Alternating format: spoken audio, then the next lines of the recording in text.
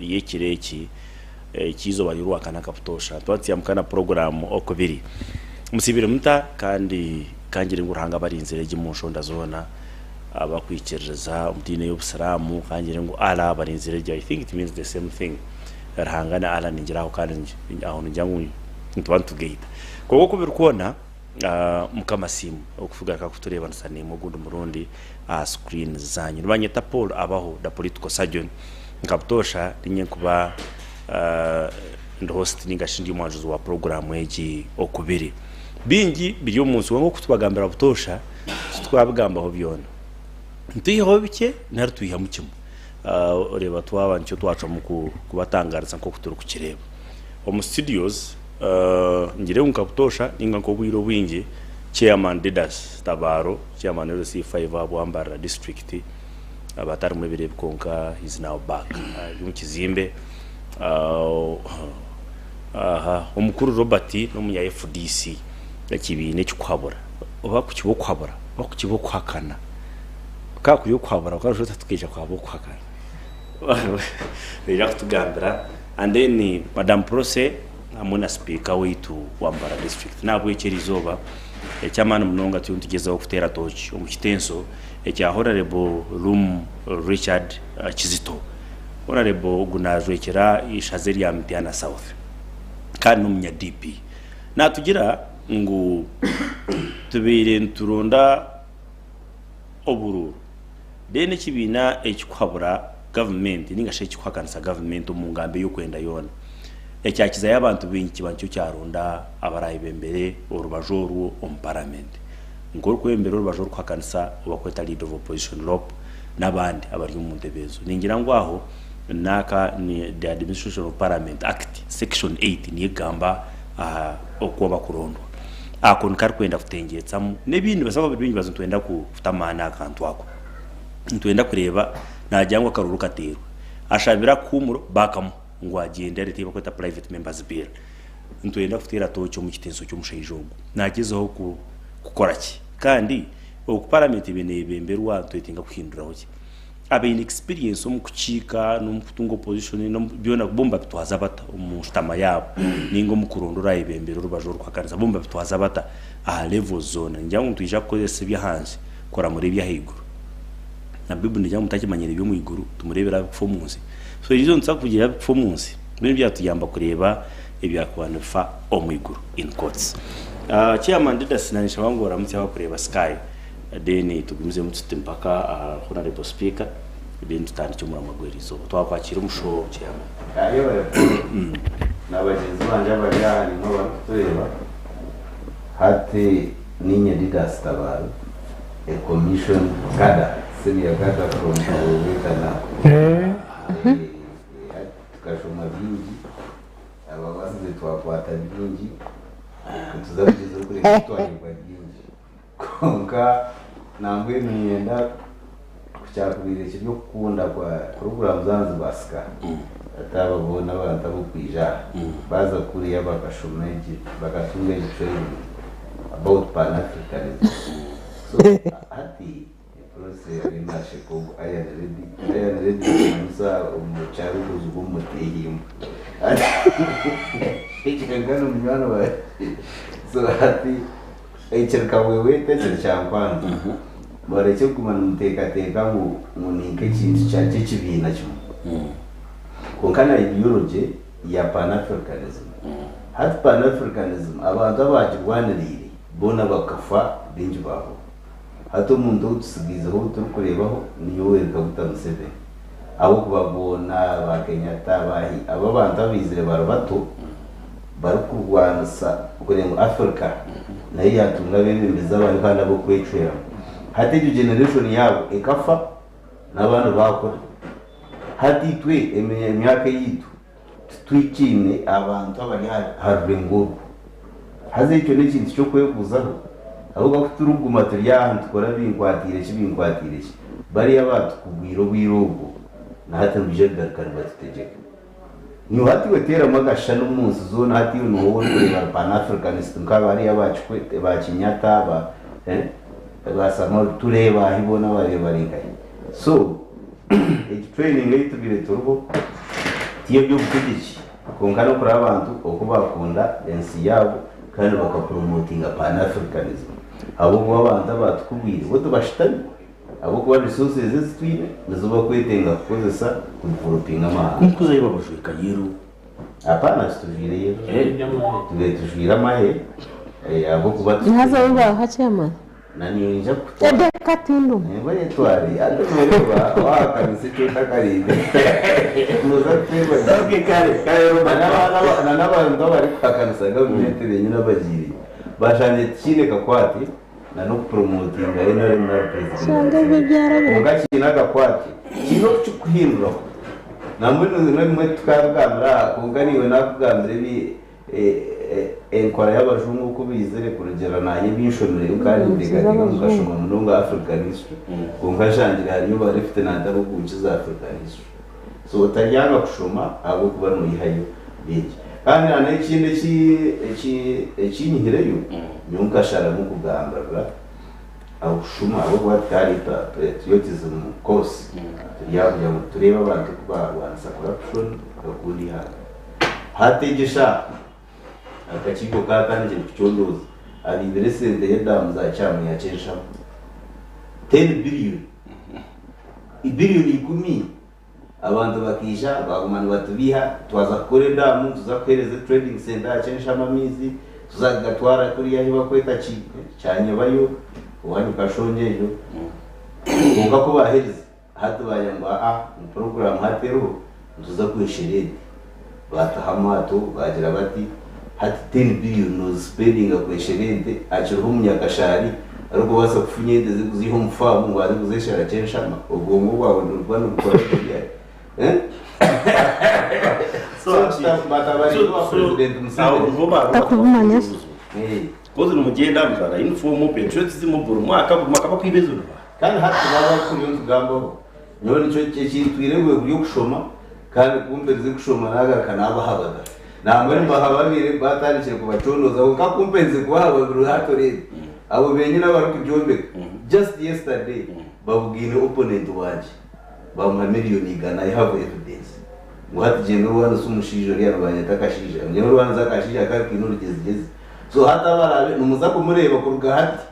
spending akwa yongera bwakwagiye mu magambere so anyway echo it's subject to proof Sky TV will pick interest but now Robert ndamutaba abakore Sky of course nimbakira kandi we bari kumva kutostinga je bitu mumbaroro abo kuba ina hamwe yitukuza amaro yagamwe na TV yezimwe kigambo kiba kibi wagamba hortindo wakatete turukozire icyo akisharaho wakeka hakaranga so at least you know tostinga cyangwa kwetera kanukanga bakwagira Sky guruguru so nashemerwa kubareba kureka munwano wanje yayo nangambara abo kwiba bariyo nagamba habo kwiba abinji nabagire cyakwanza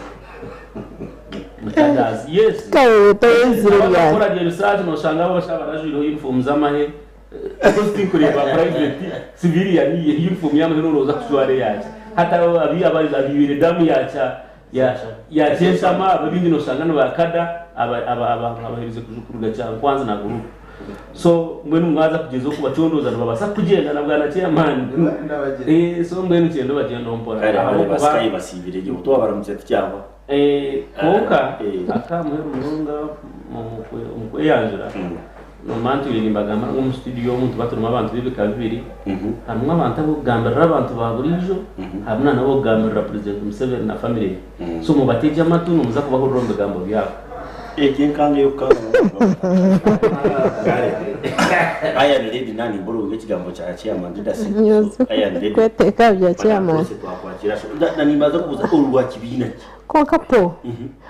Uganda itwashika atpo mara kunchankanya tutakagenda hamuramu Uganda itimusosho nyenda kubabuza ebina niki n'urugudo n'irwaro na padi za ushamba zigabo mu mashomero niki nimaza kiti kuno manyembere yituru mu Paulo tushime kwa nogamba na habina naki aye ba Sky TV nibanyeta aye bare prose nyosi yabona isingiro nosi omuri isingiro mwenu atbarese cyangwanze ryo hatana kakaweweta ne ejo kaneza kutuwewe iriya ne kuweweta for sure kandi ati chairman mbagambira amazima yo nkakora history I did pan-africanism bari babashija bitwina hagwo yo notenda babashije bomba kira n'abazungu bo batunyunyusire cyagira ki Tabachi turi kushashasha hezi kweta abantu mu training okabetero kurya okabetero kushisha sente zo mu musoro ngo kuza kubashomeso kundi hanga ibanza ryonrengesereza obworo buryo n'uburengesereza abantu emishoro nebita abana bayomba rwo mu mashomero corruption ntureba MPs ngubiba sente bagaraka babasinduko babahazabero bagenda barya butara for sure rero muze kushomesha umutima go kundi hanga Pan-African imwe abariri hanga niwo murashomesha umutima go kundi hanga muryo mararizi muryo muntu muombeke kiri kukurata ko kamweke kutubiha mwamwenda bayiba kuombeka ihanga policies we have policies and laws tuina mateka na nevye we have institutions mukizo mu government mu man mweta bakunze ba Africa mwahamba institutions zone twena twaburogwe nigire rero mwaremero mu ntebe nimwenda kutegeka n'abatabana banyu nabizukuru banyu right honorable speaker sir nuko tukora mu karsatsi aha kubiri abari basikayi tubakunzira no ngo twara mu tsatsi twatwize turibire we bari munonga Paul ngenda kwakira banywano banje ngenda kwakira chairman C5 wambara district n'umukamanje na nabatayi banje nubanyeta mwese gwa Jotham King the speaker wa district ya Rwambara ndiyo wekibine cha NRM na referendum yo Rwambara kandi nyenda kushasha nabo abashikirwa hebizubu abaferirwa babo minister Mateke bamuzika erizoba tumwendeze cyumuru kirongi nyenda kusinyenda ko arahona no mushaho wa ugo wabera buzire wawiro mizi bakamushango mizi na uba muzika I think today ntubendeze cyumuro kirongi na chapter omwiru cyogo wafi hariho abafunde birungi erizoba abatoro nyenda kubakurusyayo haba hari empango umbantu bijuke myaka 2009 obuking oyo zahantebe kandi abatoro n'abanywano bitu nayo ninjwe kerayo hari ndikujwekera ba speakers ninkwata muna that sub region ya toro kandi ntuba congratulating nabashira program mwije tuombeke Uganda abo ebintu tsa kwantu biyongera yo program ya kongus oyo nyimba kabamba iguru kira basenze so ebirungi byunga now kantandikana niwe honorable speaker no basa kuba in a background you moderating a house in a background oyine no basa kutugambira ina kusinzira honorable Richard Romu kizito cyari na leta na leta ki natugira ngo wabare abakutureba nabatayi banje nkareba motion yirumu ariyo nanda kumuvinga nagira ngo leader wa opposition ashimire kuba naruga umuri ba members bona bu opposition ako anaenda kwiyecho kugira ngo patemwe esindike leader wa opposition so leader wa opposition abayine either okwikiriza endorsement ya party zone kabje FDC JMA UPC bona biba mwikirizire ngogwe no mwebembezo witu oratubere leader wa opposition konka practice ebire tuireho nangora no mahanga gutwihame berajuro nagagera ngo party no actually party erbeine ba members ba parliament bingi eryayerondamu omuntu eryayerondamu one of the people abe leader wa opposition abandi bakaba basagasingira kugira ngo president ari kubabiro wa kabiri muri yaba president orabo wa kabiri ino bubwingi ayije directly presidential candidate hari yes argo yazo mu parliament konka abandi bashiteramo ibituri bagira ngo no ubwo ko ari abayine ba MPs bingi asinde ko umuntu wari kwesiga ngo naza kumugambirira ibyo byabire nayenda but not him coming to parliament. Now Urumu is saying ba members ba parliament aba opposition nibatekateka ngo pate ejo umuntu wari kusindika weta kubajwekera akuba taba kumugambaho tubamwineho authority ngo kugira ngo twakwanga tubakuca basa kandi nibatekateka ngo kubo kugira ngo wena suggestinga ngo pateria eronda abantu bashatu babasindike umura ba members bona ba opposition then baronde mu muntu omwe nyowe nkora kureba politics za Uganda cyane ko baronde benda kugira ngo buri kiragiro cyona bakindre akuba wagira ngo nanka leader opposition atererwe akaruru ba party zone chikabire kiri cyuronje konkate naza kuzamu obuzabo one baza futandika kuryana from the word go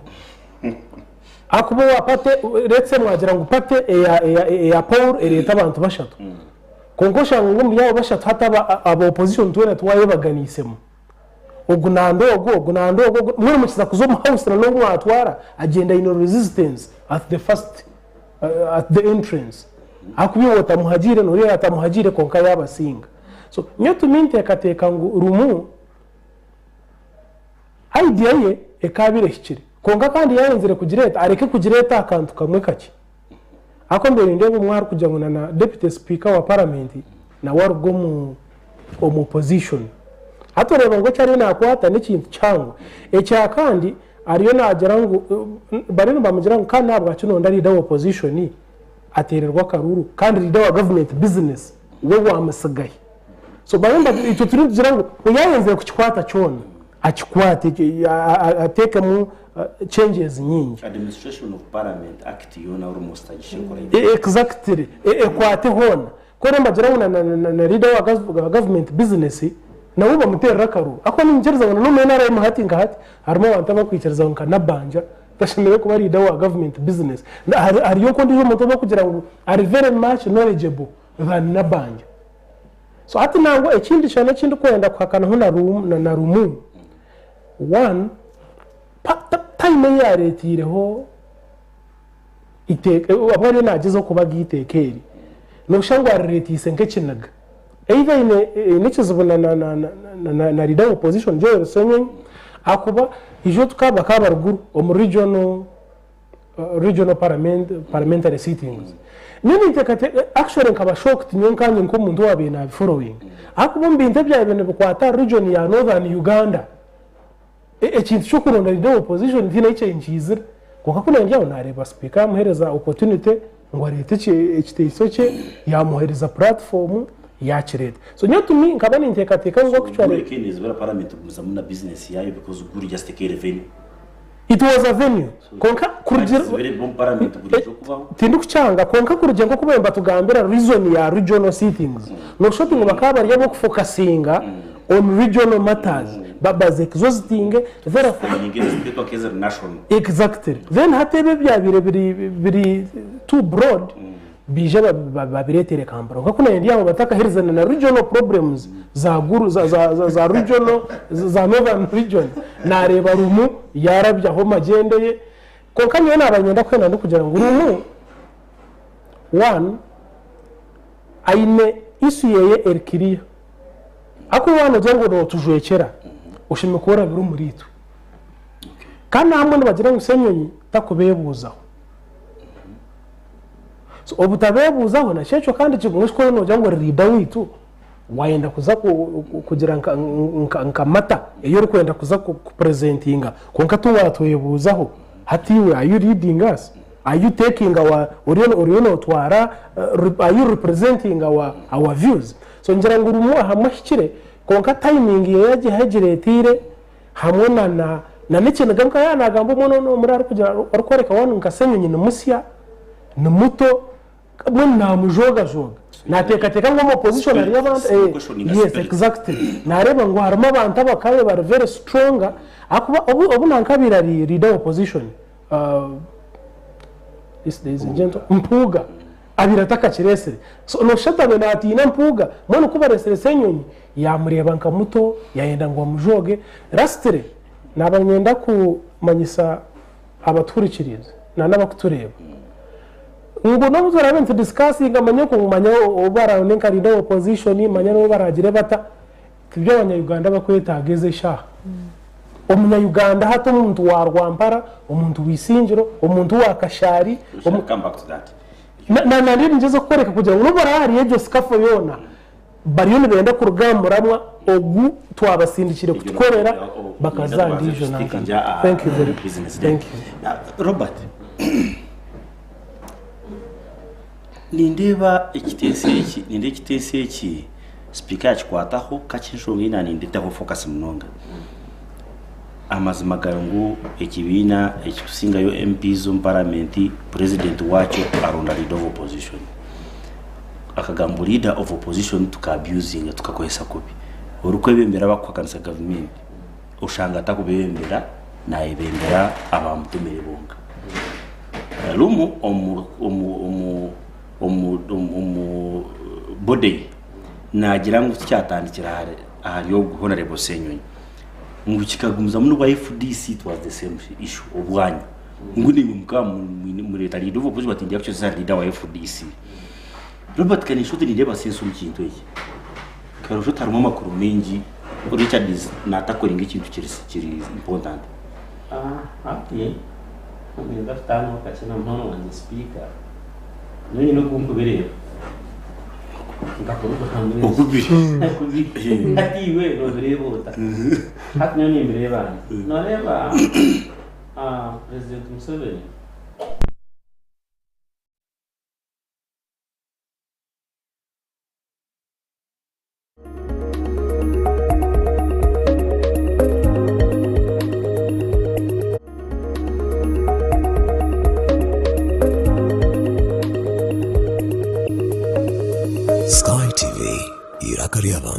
Sky TV yakuletera ekisya omuli bulenje rw'izoba oyine emikoro ya bulikika enchiko zona emikoro y'amashomero corporate companies hamwe n'ezindi nyamwingi nitukumanyisa ngo nitubasa kukwatira omukoro gwawe butunu aha Sky TV aha kasente kachemunonga kandi nitubasa kushanga buruholi iwe cyoine kukora tushikire aha office zitu aha Makrista Road hihi na Kabateri ne primary school omururembo Mbarara ninga tuterere simwezi Note mushanju 89 93 53 3